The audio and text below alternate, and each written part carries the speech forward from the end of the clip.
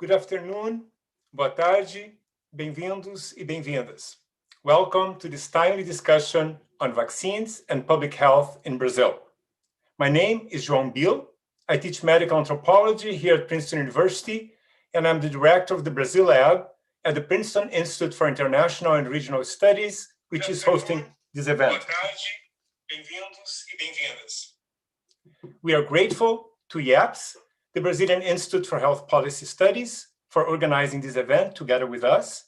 Thank you also to the Program in Latin American Studies, the Center for Health and Wellbeing, the Department of Anthropology, and the Department of Spanish and Portuguese for their co-sponsorship. Special thanks to Miquel Smugi, Miguel Lago, and Carol Dobb for their help in all things big and small. This week, Brazil reached the grim number of 250,000 COVID-19 related deaths, the second highest in the world, following the United States. Since its beginning, the federal government has indeed dismissed the severity of the pandemic and even sabotaged control measures.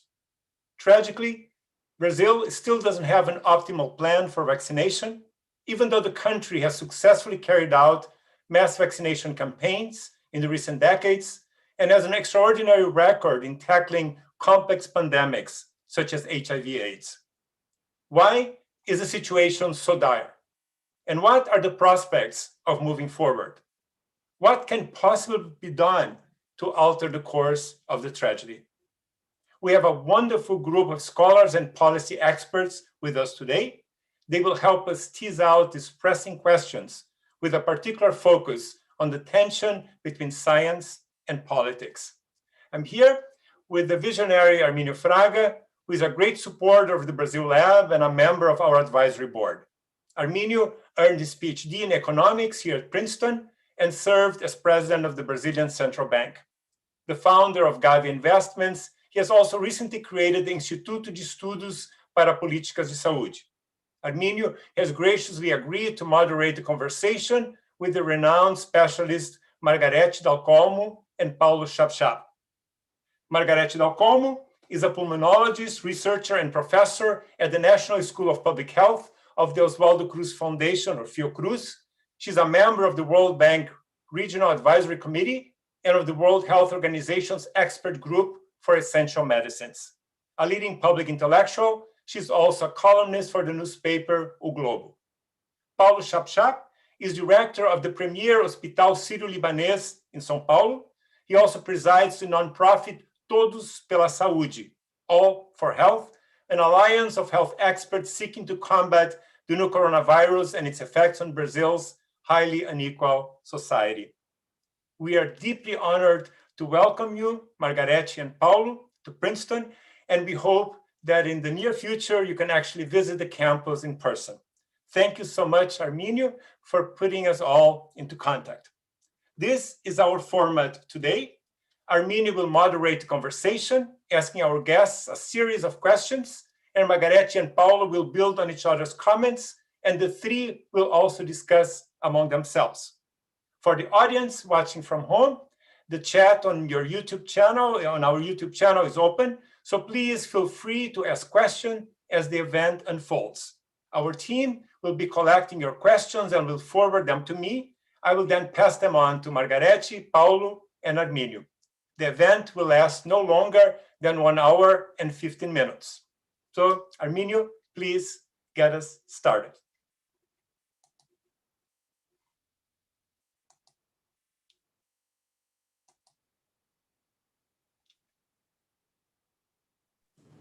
Arminio. There you go. So anyway, I'm delighted to be here. This is Princeton from a distance, but it's still Princeton. I am thrilled that we have with us today Margareth Dalcolmo and Paulo Chapchap. So without any further ado, I'm going to get things going with a question. I'm going to direct the first question to Paulo, and they will both answer these introductory questions, and then we'll kind of let it free flow. So Paulo, how would you characterize the health aspects of the response to the pandemic in Brazil? at this point? A big, broad question, I understand. Feel free to elaborate as you wish.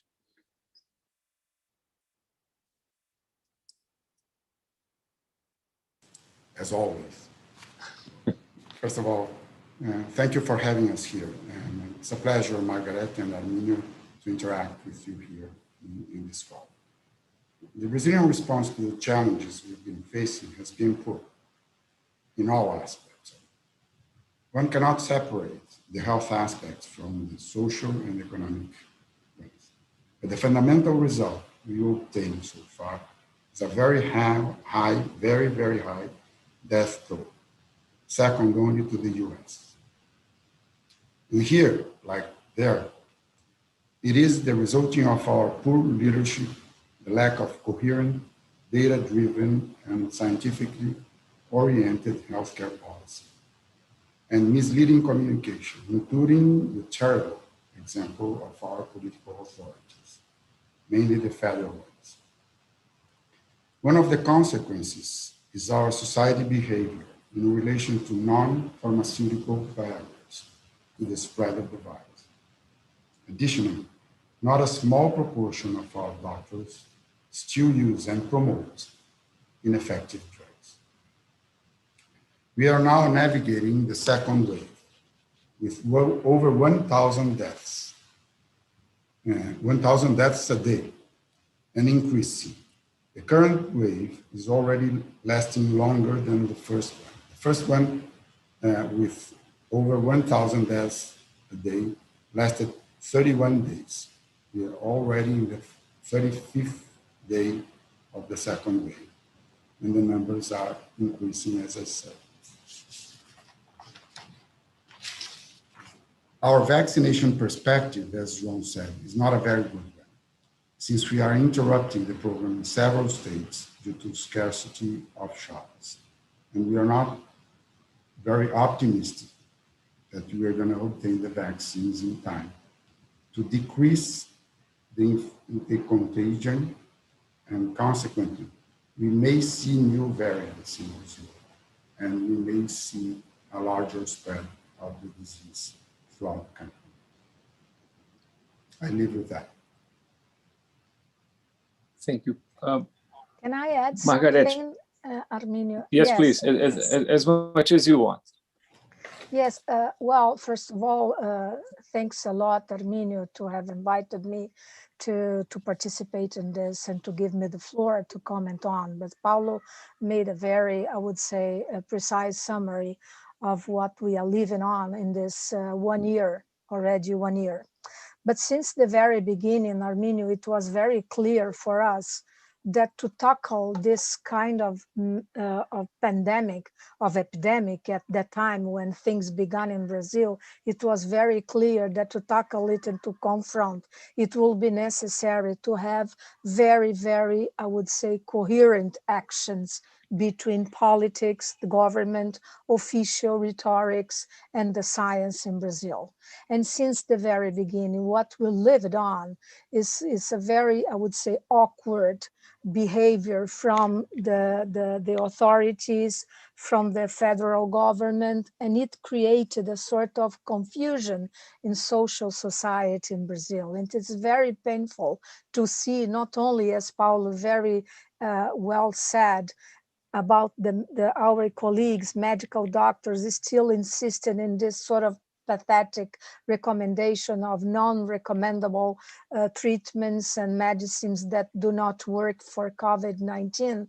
But moreover, in addition, the confusion that this kind of disagreement created among the civil society in Brazil. And so it's something that really did not contribute to reduce the impact of this second wave. It was very clear for us since the epidemic peak that arrived first in the very, I would say, the very first place in Brazil, which is the North region, I mean the Amazon, precisely speaking, and it was clear that when it achieved the peak in April, late April, that it was absolutely clear for us that it would be thinkable to predict a second wave in Brazil, because the immunity would not last for such a long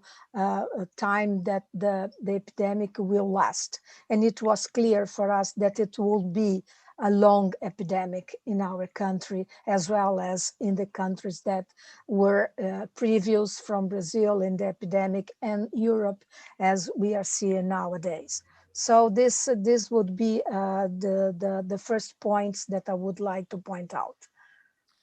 Thank you. Let me insert a brief comment.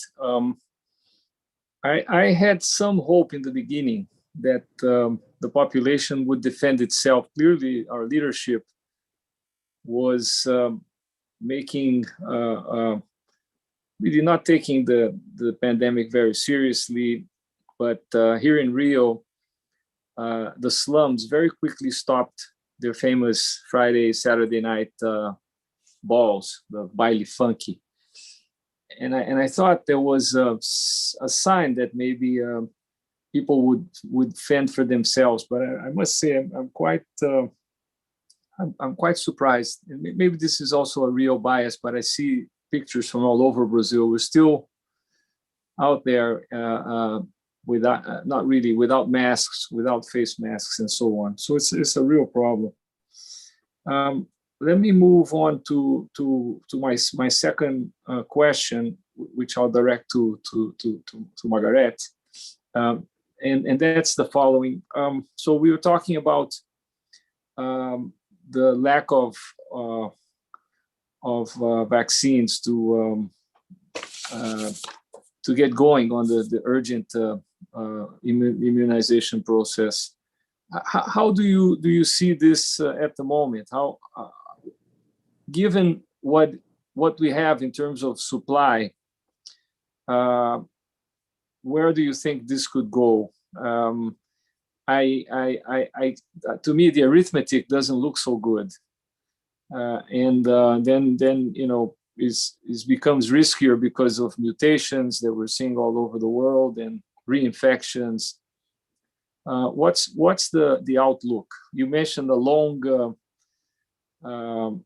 long epidemic, so I ask it more directly. How long could it be, at this point? May I follow before vaccination? May I try to follow in why the people's behavior is not adequate? Because since you don't have vaccines enough for now, and the variants will surface because they depend on replication or free replication, huge replication of the virus. I would like to listen from you, and then it's to Arminio also, why people do not behave properly when they see the huge death toll that is happening in Brazil, and people suffering with lack of oxygen in Manaus, dying at home because they can't have access to the hospitals, And I would give a clue of my thinking for a bad behavior in some places. The bad example is something, the authorities, they are not behaving properly, they are not leading a proper behavior. But there's something else there, and I want Arminio to comment on. We lost 250,000 people. How many people you would say are directly affected by one person that dies? You'd say 20 people? 20 people will suffer together with that person that died? 20? So you would have 5 million people directly affected by the disease or by an next of kin that dies. We have 250 million people in Brazil right now. So they may not be sensitized enough by the suffering and death of an next of kin, and may not sacrifice other things because of that lack of conscience. I want your comments on it. And the second comment I would ask you to make is about the culture of saving. I often enough listen to the people saying, I behaved properly for a year. It's enough. Like, I saved enough for the future. And so I don't have to behave the same because I already saved it. The culture of saving, that you sacrifice in the beginning. That's for an economist, I mean. And then you use what you saved for the future. It does not work here, but people seem not to feel like that. They think that a new day is on top of the days I behaved properly, so I can behave more freely now because I've already saved for a year. I behave properly. I want your comments on those. I'll give you a quick comment and pass it to Margareth. I think this belongs more to the field of psychology than economics, although economics is more and more learning from psychology.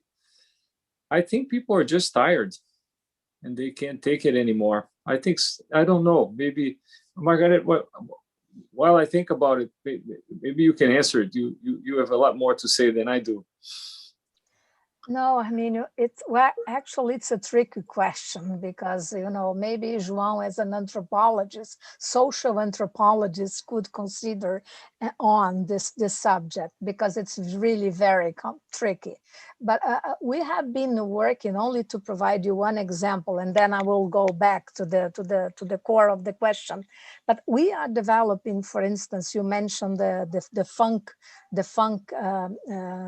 bailes in Brazil, and so that have stopped at the very beginning of the epidemic. But now, Arminio, they are completely, free again, exactly because there is a sort of exhaustion of the time of the confinement and etc. But we have some good exceptions. We are carrying out good projects and big slums, for instance, in Rio, as well as in Sao Paulo, in Heliópolis, in Paraisópolis, and in Rio, we have big projects, for instance, in the favela da Maré, almost 200,000 people living in. And they are good behaving. Why? It's a sort of civic consciousness that differs a lot from, for instance, the middle classes in the richer areas of Rio. We have this kind of young people that are going to the carnival recently happened in Brazil, which was a disaster. And people, elder people that never went out throughout 1 year is getting ill now. Why? Because the younger people are coming in and bringing disease for the families. And so this is something that we are living exactly at this moment.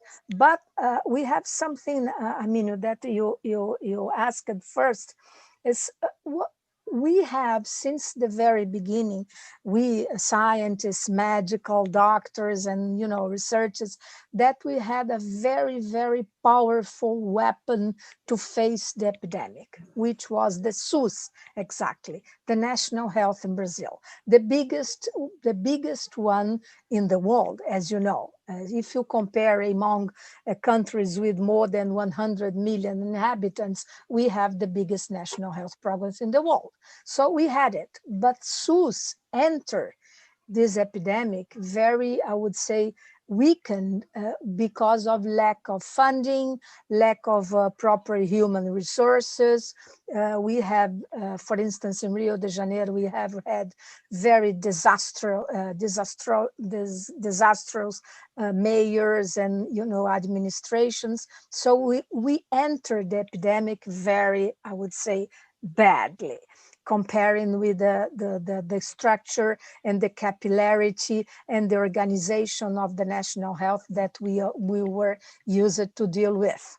And so this is but we were conscious that we had this powerful weapon. And the second one would be the social distancing. So the question that Paulo just raised, what justifies this sort of negationism that is not only the official one, but the social one? So our culture is very complicated, Arminio, As you know, we used to remember that our poet said that Brazil is not for amateurs. And this is so it's difficult for us to understand why it's not a question to be tired, because this kind of behavior we are seeing, we are watching since the very beginning of the epidemic. And the second thing that it's very important, Arminio, is that since the beginning of the pandemic in Brazil, we never I would say we never took the endeavor in a proper way. I mean, so when you detect one case of COVID-19, we have to provide a sort of control, and the mathematicians call this the stochastic model. So we have to look at back and not to look forward, because otherwise you are not going to control the epidemic. So with whom this person have been in touch in this last 7 days, for instance. This is the model that I am defending since the beginning, which is, for instance, the South Korean model.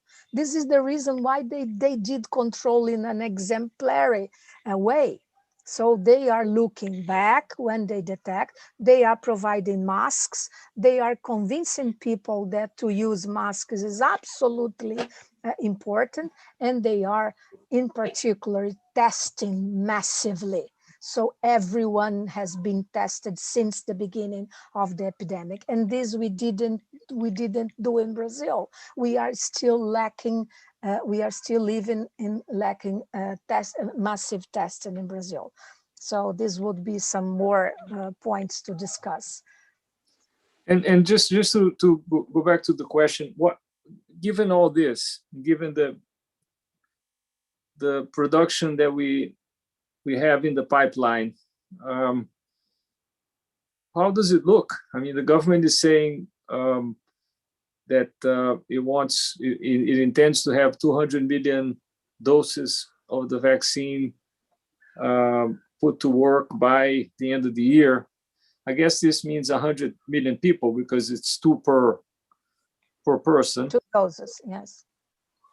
What does that mean in terms of the epidemic? Well, Arminio, I would say in terms of precisely responding about vaccines, the 2 public institutions in Brazil are in charge to respond to this challenge. I mean, Fiocruz as well as the Instituto Butantan. They are, I would say, capable to provide a number of vaccines, but not sufficiently, I would say, in the pace that would be necessary to control the epidemic. What do you need to control the epidemic in Brazil? To cover with vaccination 2 doses at least 70% of our population. Otherwise, we are not going to control transmission. Figuring out that the vaccines do not control transmission. These vaccines that we are using, as Paulo quickly mentioned before, they are sort of controlling the severe cases and the hospitalizations and death. This is what we do have to face in this very first moment. Then the vaccines will be, I would say, they would be modernized. They are very plastic, I would say, very easily modified in terms to interfere on the transmission. This will be the second moment, and we know this, it's very clear for us. So what should we have in terms of number in Brazil for vaccines? We need to have at least 2 million doses of vaccines to cover until the end of this semester 70% of the population, not at the end of the year. Otherwise, Arminio, we are going to make it more, to make it longer and longer and longer. And we are going to increase the transmission, and we are going to provide I would say, the ideal environment to multiply the variants. And the variants, we need to start the genomic surveillance. The genomic surveillance is absolutely crucial for us, because so far we know that the vaccines are efficient, efficacious to cover the strains that we are living with in Brazil and all over. But what about the future? We don't know. As much as we do people living and transmission going on, we are going to provide the perfect environment to multiply the new variants. And we have already 2 new variants, Brazilian variants already, the P1 and the P2, as you know. And so we have to vaccinate, from my point of view, at least 70% of Brazilians until the end of the semester. And for this is my position, and Paulo knows, Paulo is aware of my position. We should have negotiated with the other producers. Brazil was a very, I would say, this is the good side of this hell that we are living in. Brazil provided good conditions to develop, to carry out good research phase 3, Arminio, as you know. So we had Pfizer, we have Johnson & Johnson, we have the CoronaVac, we have AstraZeneca. Why we didn't negotiate with these other 2 good vaccines? So, and now we are suffering because we are begging to have some small million doses, and we need lots of vaccines. We are already negotiating and discussing, for instance, with the private initiative, how to help and to collaborate in the logistics of the vaccination, which is very important in Brazil, as we know, because we are a big country, complex, different regions, and the logistics is completely diverse. So we need it, but we made very, I would say, unforgivable mistakes in terms to not have negotiated properly at the very good moment with these other producers of vaccines. Yeah, and we should already be thinking about next year. I think it's pretty clear. I gather from what both of you are saying that we do have the distribution channels. So I'm going to skip the next question I had for the most part. We would be able to distribute the product should we have it. We just don't have it, right? Am I right? Margareth, this would have been a question for you, but I think we can skip it. So let's skip it. Yes, if we have vaccines, enough doses, we will organize a good logistics, and we will have the participation, the strong and vivid participation of the private initiative to help on this field. And Paulo is perfectly aware of this, and he can comment on. We have few deniers in Brazil. We are not going to have a problem of people refusing to be vaccinated in Brazil. I don't think so. I don't think that's a problem. It's different from France right now. It's an example, France. But I don't think in Brazil that's going to be a problem. Okay, so Paulo, you wrote an op-ed piece about the priority ranking of who ought to get the vaccines, and you also wrote about the private sector involvement. And you are, besides being the director of a large, amazing, probably the best hospital in the country, you also run this privately funded initiative, all for health, which I think is like $300 million. And how do you see one, the way they are designing the priorities, but more importantly, how do you see the private sector and the public sector working together from this point on? I know you defended, I have as well publicly, that there should be a centralized kind of order flow so that we don't bid against ourselves and we also don't make it an auction. But if you could comment on that. Well, as Margareth said, and you said so, we have a scarce supply of goods here. So we have to order the line, following the principle of utility, because it's a scarce supply for the demand. So you have to put your resource where the benefit, the major benefit is. And the major benefit right now for the vaccination is decreased deaths. That's very clear. And it's been done all over the world. So no country is ordering the line different than the reason for decreasing deaths and decreasing the dissemination of the disease. Those are the two principles you're going to use here. So first, decrease deaths, and you've seen the curve of people in nursing care, nursing homes in the United States, what happened when they decided to vaccinate healthcare professionals and the elderly in nursing homes. And the curve is impressive. The number of, the way they decrease deaths, it's very clear. If you order the line, second, other reasons, for example, wealth. So if the private sector that has more money buy the vaccines and order the line, depending on wealth, you have a problem. You have a moral problem, and you have a public health problem, because you're not going to solve the problem with the country.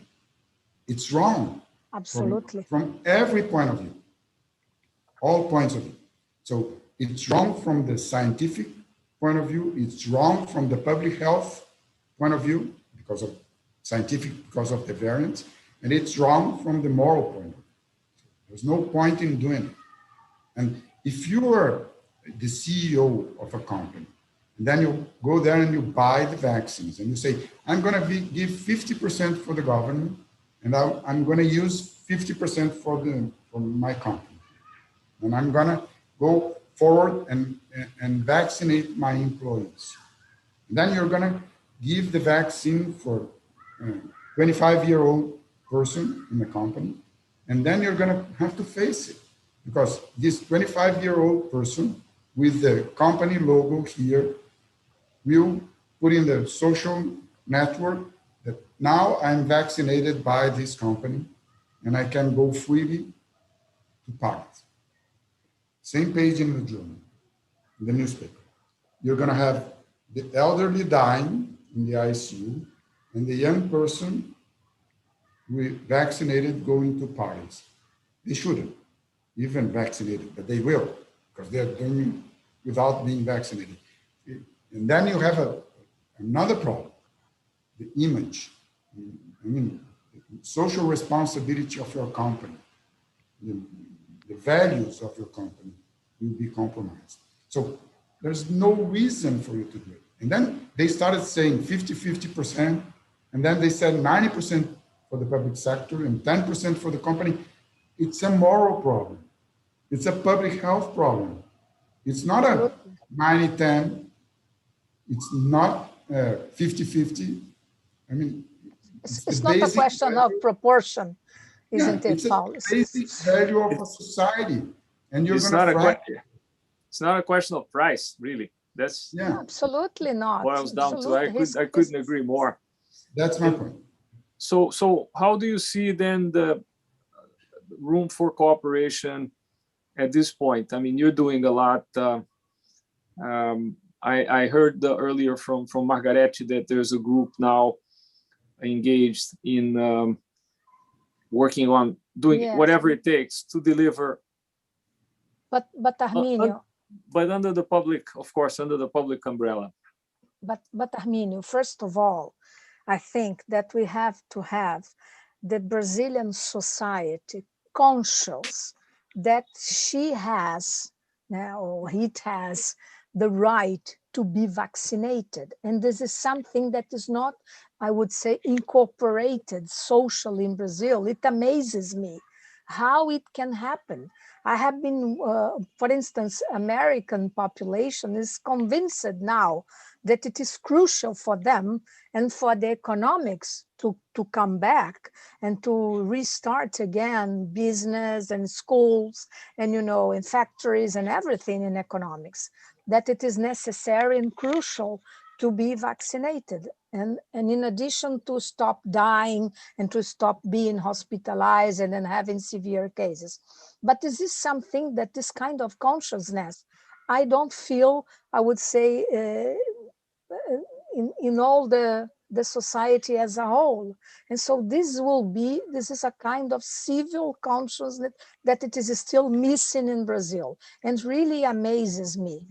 And it of course it is related to a certain, I would say, level of education, because I used to speak with my patients at my unit at SUS, and it varies a lot, and between the university level people or middle classes, higher middle classes people, it varies. So people is getting, but very slowly convinced that how crucial is to be vaccinated, not only in terms of health, but in terms of normal sort of normal life, to take back the normal life. And this is something that we have to repeat, but repeat 1,000 times, as I am doing, as many of us are doing.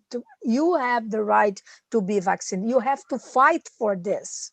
And the logistics, this we are discussing with the private initiative that has been, and I would add to my comments, Arminio, two things that are the positive outcome of this epidemic in Brazil. The first one is to be recognized as medical doctors, as a Brazilian science by the Brazilian society. This is the first good outcome, because people simply didn't ignore our existence, the capacity of the Brazilian scientists to produce knowledge, to produce learning, to produce good research. So we have been very creative in terms of to propose new research. For instance, the convalescent serum, which is quite Brazilian initiative, new treatments, new sort of internationally related collaboration, etc. So this would be the first good outcome. The second one is to have a new, I would say, a new culture of the voluntariado. I forgot the name in English, the voluntary, I would say, the culture of donation, as we have, for instance, in US. So, and so this is new, because when I start publicly speaking at the very beginning of the epidemic in Brazil, I said, it's not correct to leave all this burden on the back of the government. We have a sort of income concentration in Brazil, which is not good. And it embarrasses us many times in our normal lives, as all of us know. And so it's really embarrassing. So it's the time for you, the richer ones, and the private initiative to participate. And it did happen. And Paulo is the good example. He's presiding this wonderful initiative of the Todos pela Saúde. And so we have other ones. We have União Rio here in Rio, and they are funding good and big. So we created, and I hope it can last as a new culture, Arminio. Maybe I am being too much optimistic, but you know, if I lose my optimism and my obstination, you know, so I would suffer more than we are suffering nowadays. But this I would say that these are the two good outcomes of so far of the pandemic in Brazil. Yeah, no, I think there's an awareness of what we have in place in SUS, and there will be, over the next decade, I would guess, a lot of debating on the funding of the SUS, which is surprisingly small for a country that designed its health system to mirror the United Kingdom system, and we ended up with a system that has wide coverage, but that has a lot of room to improve, and needs a lot more money. I think both. I see this in Brazil as an area of conflict between those who are in the public sector and the rest. But in the end, I think both have a point. I think the public sector demands more resources, and this is a difficult, always a difficult question. And but it could also use more technology and management and so on. And this is one area where Paulo has a lot to say, because he with his Syrio-Lebanese hospital hat has taken over the management of, I think, what, five hospitals, Paulo? 5 hospitals. So we're working in Brazil now with a new model, not so new, but that is I think has great potential. It has not been thoroughly researched because there's not a lot of data, particularly on those that are not doing so well. As you can imagine, the folks in charge in the states or the cities where these not-for-profit groups are mismanaging the hospitals, they don't release the data. So I'm hoping at some point it would be mandatory to have the data available, and we can see. But we have in São Paulo, I think an example of something that could work. Paulo, perhaps you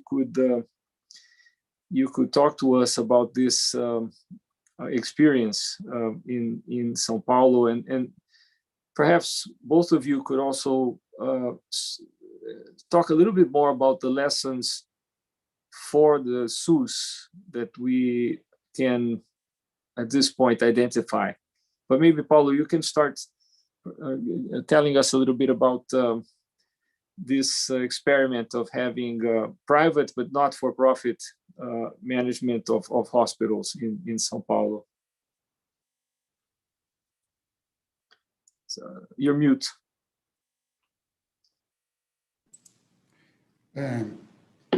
Let me start setting the scenario from what I've learned with the work of Todos pela Saúde, or for health, this initiative. We used to say that the problem with SUS is resources and management. You underestimate the problem with management. I used to underestimate the problem with management. We've been, we at the beginning of the project, we decided we would have to work with data so we could better allocate the resources where they were needed the most. So we decided to monitor the major hospitals throughout the country. So we sent teams to more than 100 hospitals in all states in Brazil, the reference hospitals for the treatment of COVID-19. And then we expanded it because we couldn't be there in all the hospitals that were seeking our help. The first thing our teams have done in those hospitals were to get the data on availability of beds, ICU beds and regular beds, availability of equipment, medical devices, availability of PPEs, personal protection equipment, and then also the availability of teams, people, human resources, because some hospitals began to lose people to the disease, not die, but they would have to go to treatment instead of being at the hospital. It's impressive how, well, the lack of data management of those large hospitals that were designated to the treatment of COVID-19 patients, they didn't have it. They didn't have the people to get them. How do they manage the hospitals? So that's basic. And then we decided to support what we called the Centers for Operation, Emergency Operations, every state in Brazil, put together a center at the state level, a center for emergency operations. They didn't have the data from the hospital. They didn't have the data from the testing. They didn't know what was going on.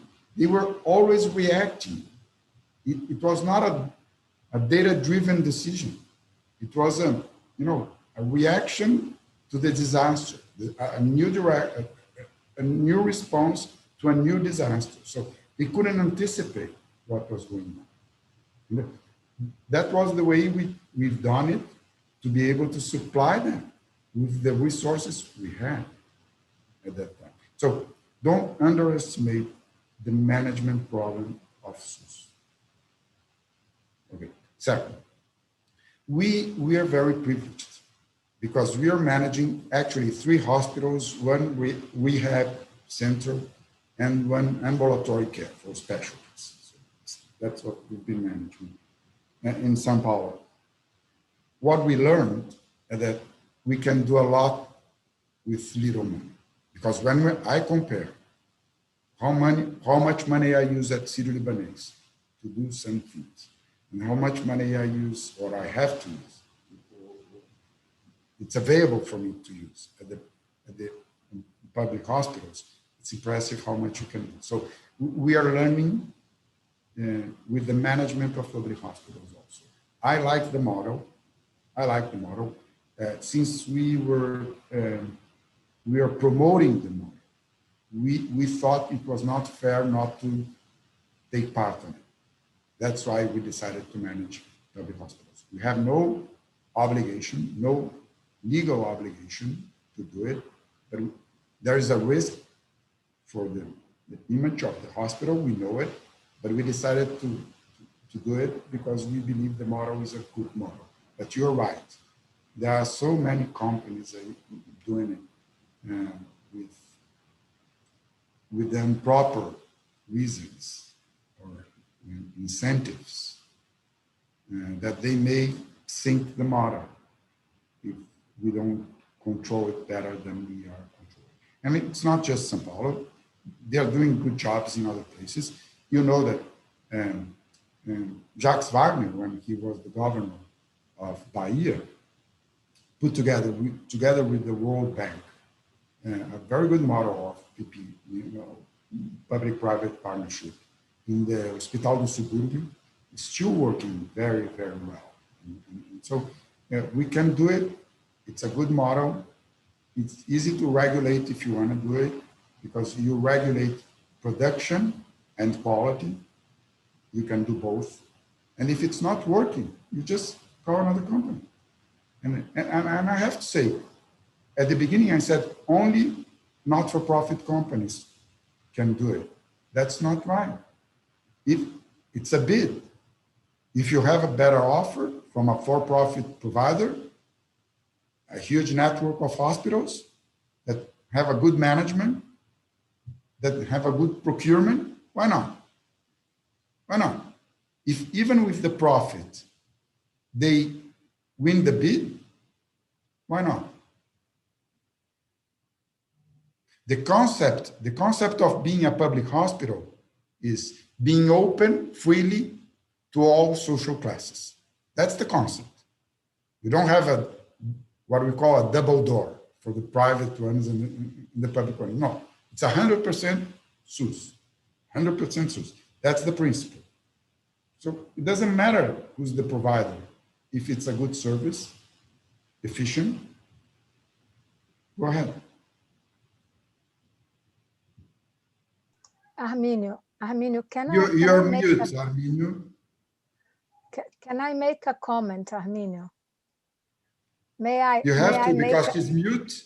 Yes, Arminio, you are mute. You are mute. So I'm going to leave it open. Yeah, no, I'll make a quick one.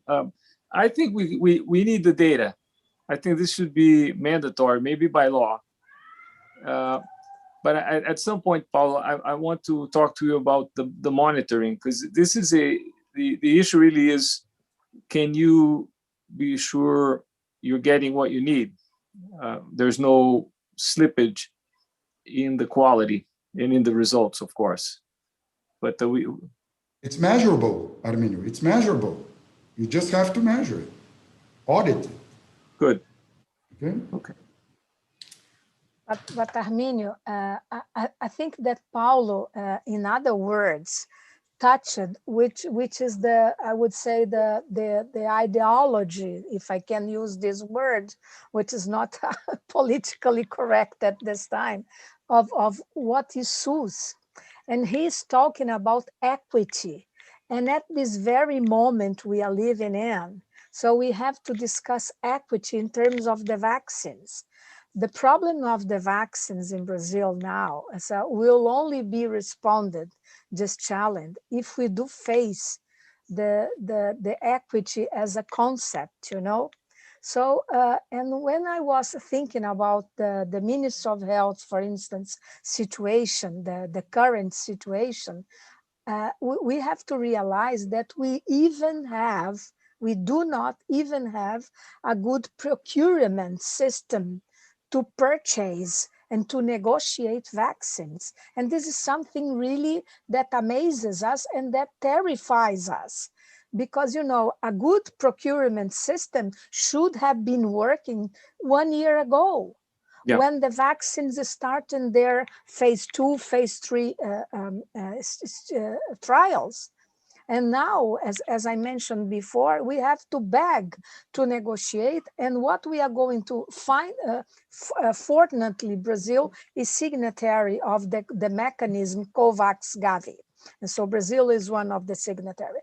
But it doesn't matter because it will not be sufficient to respond to the challenge. And so we have to, as I mentioned before, to have this kind of social awareness and conscience that we have the right to have enough vaccines to cover the population in a short while. First. Second, we have to improve the procurement system and I would say the diplomatic negotiation with this. So we have to. This is another error that we have committed, you know, in a way that we were not used, because Brazil used it in our time to have very good diplomatic negotiation, but it is broken now in this term. So this kind of comment that Paulo so well mentioned, so we are facing this. And so people have to be conscious that we need, we can, and we have the right to, and Brazil does not depend on anyone to purchase and to have a good procurement system to do this. And so this is something that really shock someone that asks us about, or that not live in Brazil to understand how complex it shouldn't be, I would say. Yes. Hey, Jack, so let me interject. Yeah. Follow up that question. Arminio, is that okay? I think, João, not only that, maybe we could start bringing in questions from. Great. We have a very lively. Yeah, no, thank you. Yeah.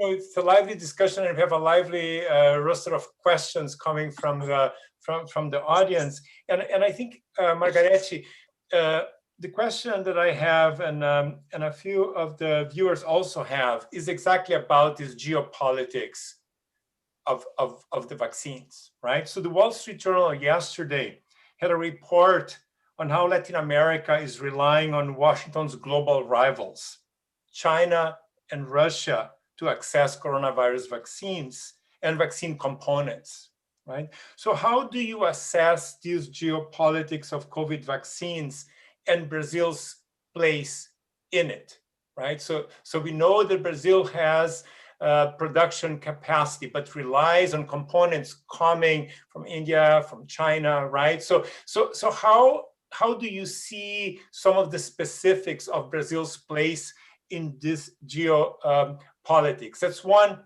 question. And I think maybe the other question can be for all of the panelists. This first round, we'll have bundles of questions. Is you mentioned, Margareth, the question of the right to be vaccinated, right? Brazil has a constitutional mandated right to health. Health, you know, is the right of the citizens and the duty of the state. And you guys have been talking very insightfully about, you know, SUS and where it goes, how to improve, resource allocation, management, partnerships, in a very creative discussion on that front, but all against the backdrop of a government which really has authoritarian streaks and a denialist approach when it comes to COVID and to science and to evidence, et cetera, right? So in that context, we saw the judiciary emerging and adjudicating in some areas, particularly vaccines, for example. Yesterday, the judiciary, the Supreme Court ruled that states and municipalities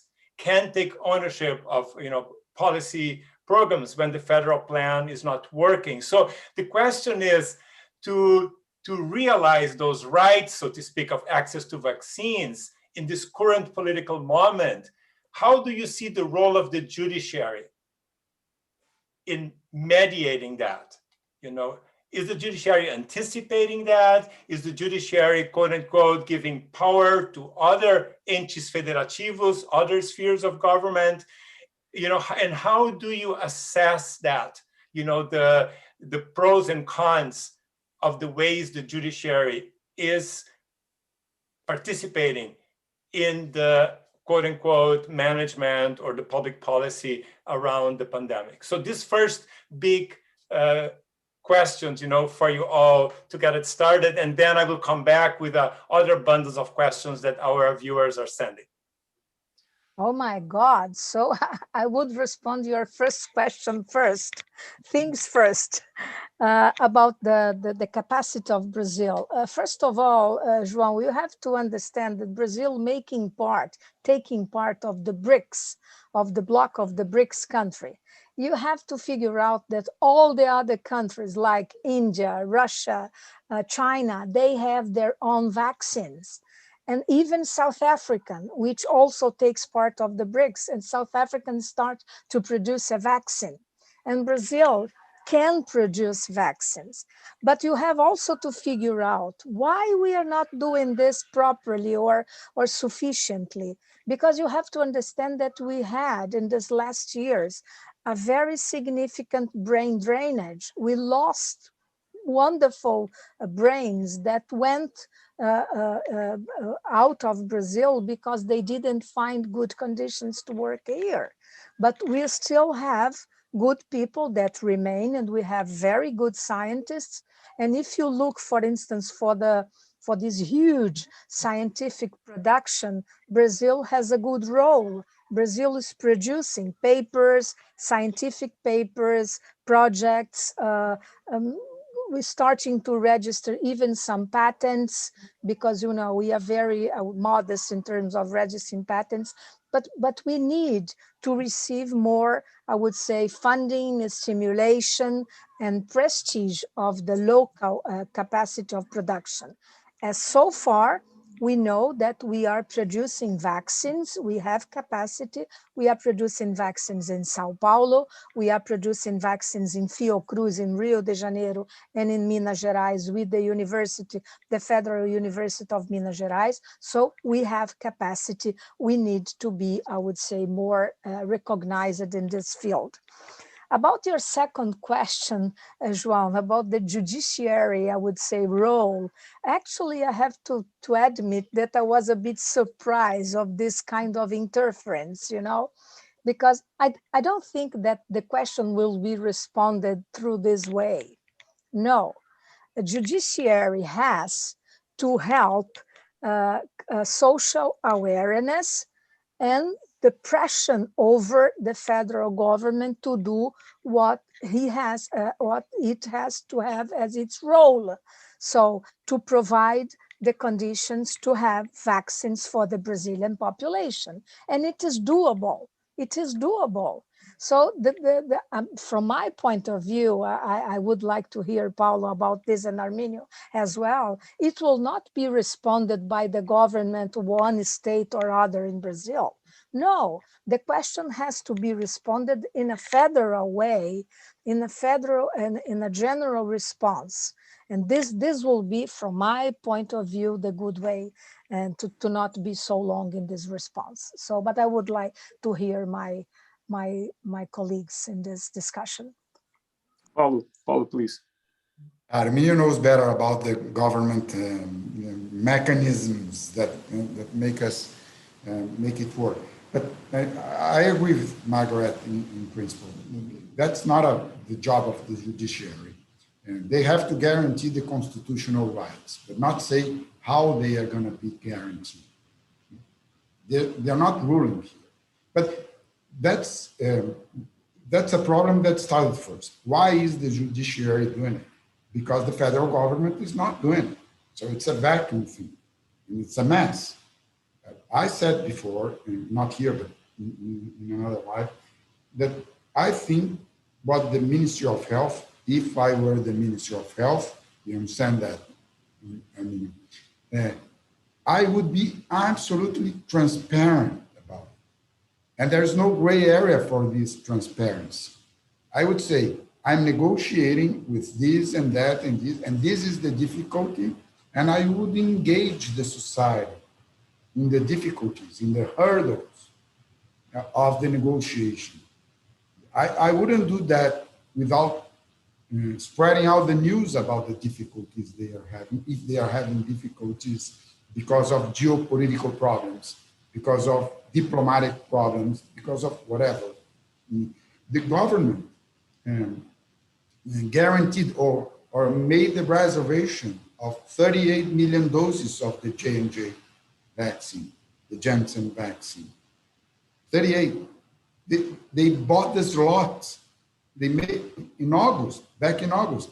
They have to come to the public or publicly and say, I'm having problems with J&J, if that's the case, of honoring the reservation I've made before of 38 million doses that would vaccinate 38 million people because it's a single dose vaccine. Yes.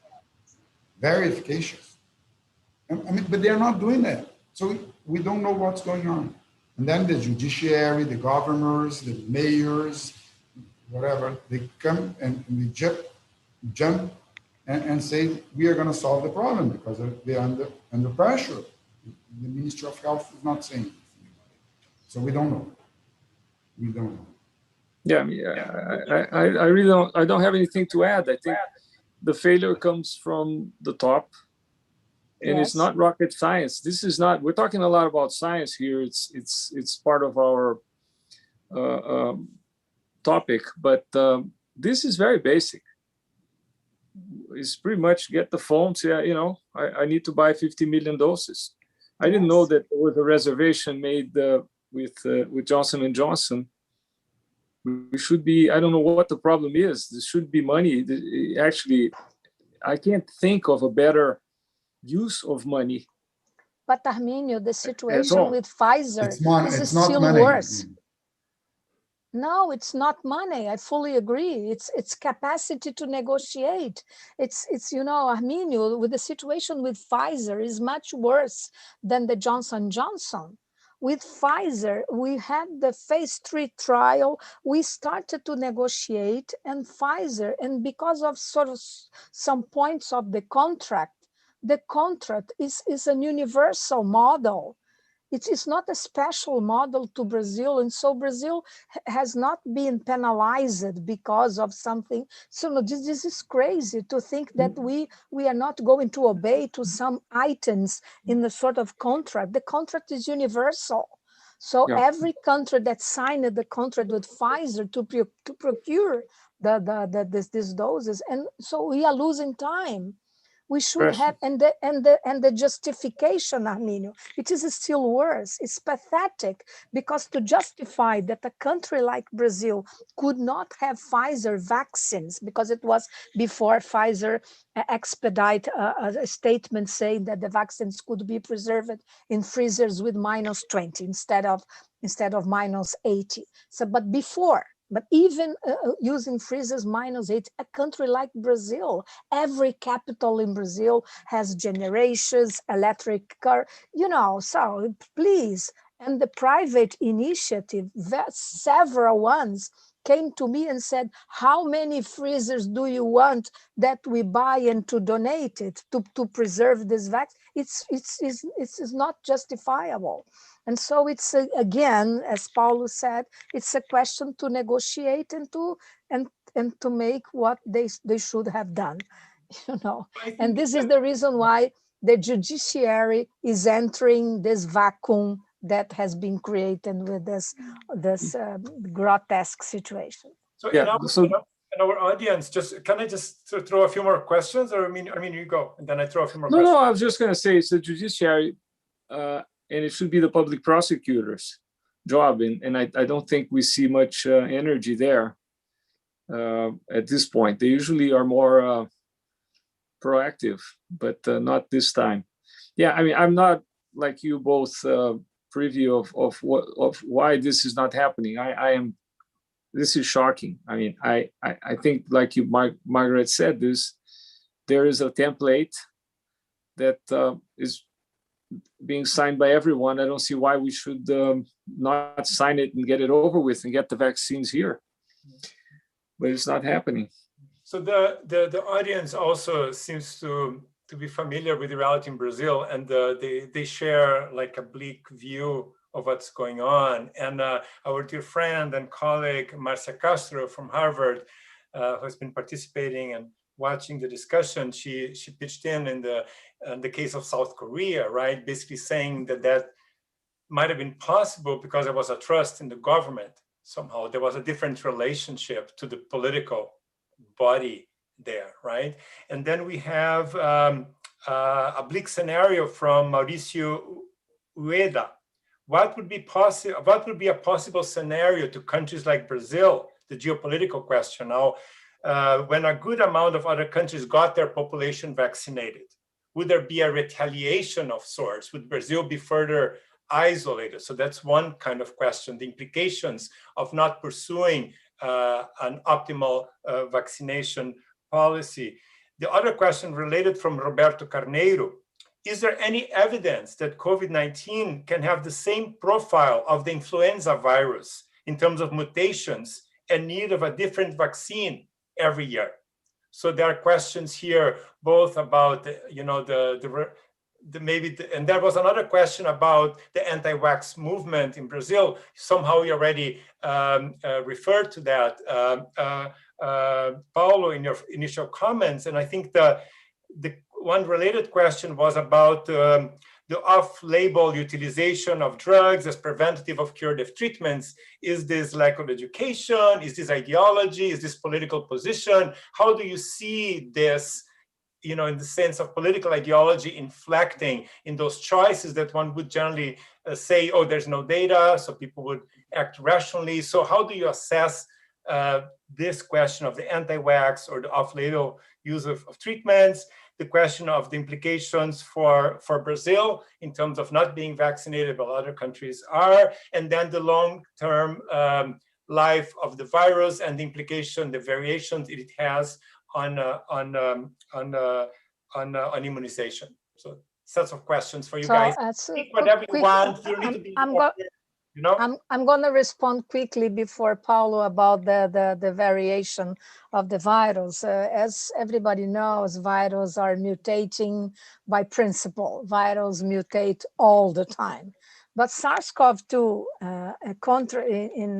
in a difference comparing with the influenza virus, it is completely different. I could say that SARS-CoV-2 is a lazy virus.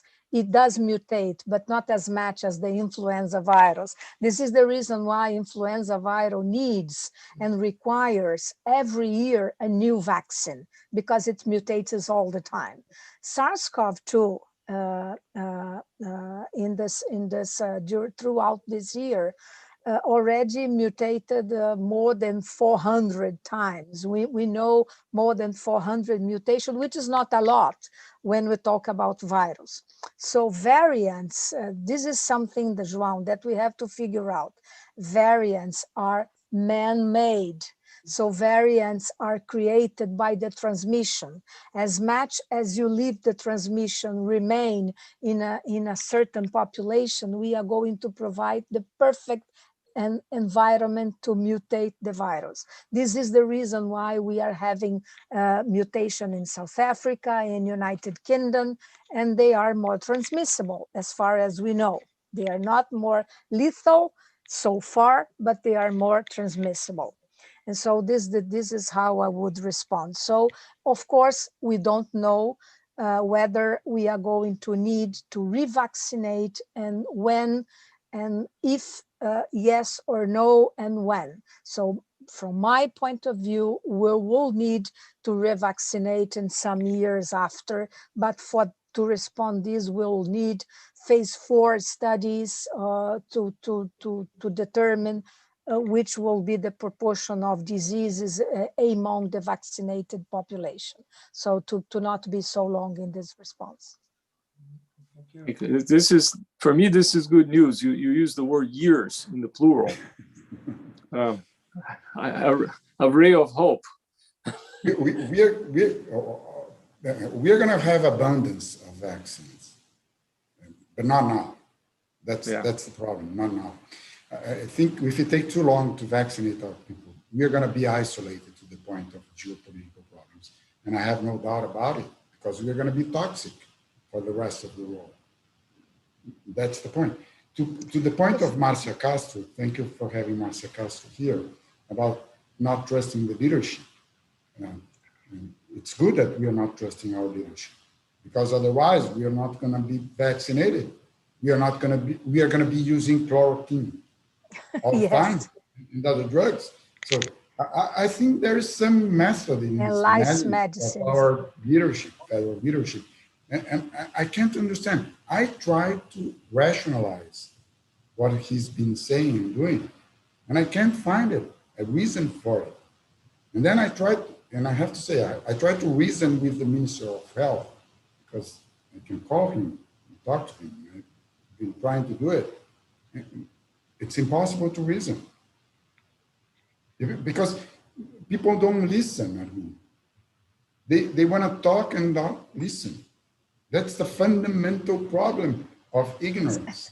It's a question of language. You know, we do not speak the same idiom. This is I call him and he lectures me.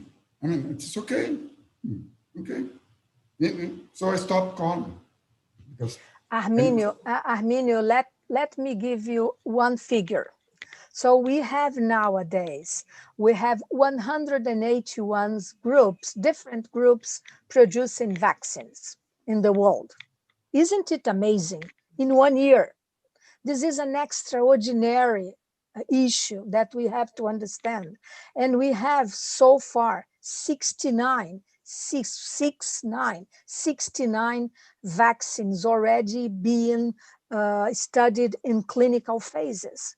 So as Paulo mentioned, look how many vaccines we'll have in the coming years.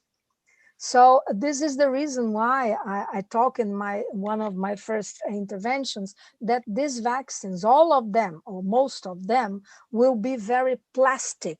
For instance, the vaccines that use RNA messenger, they are very easily modified, very easily. So they could be sort of modernized in the coming years to be more effective in terms of interfering in transmission instead of reducing death or severe diseases as they are doing so far. And so this is something that people has to know. Yeah, no, I agree. We are out of time. It's very sad. I find the Biden election may help us in a way, because we will not have our truculent, non-scientific instincts be in a way reinforced by the president of the US. This is something. But as of now, because of what's going on in the Amazon, because of the way we're dealing with the pandemic, as we heard from you here today, despite this incredible triumph of science, we're looking at tough times. But anyway, I would like Paulo to make some final remarks. I think Margareth just kind of did it in a way. João gave us a hard timeline. So Paulo, maybe Margareth, if you want to come back for a quick final word, and then we'll be done. Yeah, I have to finish it with an optimistic view because, Good. you know, I'm a doctor, I'm a surgeon, I'm a liver transplant surgeon. I try to make things simple. We have the diagnosis here, and we know how to act. We know the treatment for it. We just have to make our authorities sensitive to the things we have to do. What I would do right now, vaccines are fundamental. Masks, social distancing, washing hands, and vaccines. 4 things. It's not difficult. Vaccines are fundamental. I would go to the Ministry of Health. Maybe the public minister can do it and say, you have to open to the country how the negotiations with the pharma companies is going on. You have to do it. We want to know. You have to provide the information. And then the pressure from the society, organized society, has to make it work. That's the point. Good. And then I would become optimistic because we are going to have abundance of vaccines in the following months. And we are going to be able to vaccinate 70% of our society in 2021. I'm sure about it. Great. Margareth, some final words for us? Well, first of all, thank you so much for this invitation, João. It has been a pleasure. We'll have many other points to discuss if we have time, but you know, so we have to finish. So my final remark, adding that the 4 points that Paulo so well said, I would say that we need to go on testing people.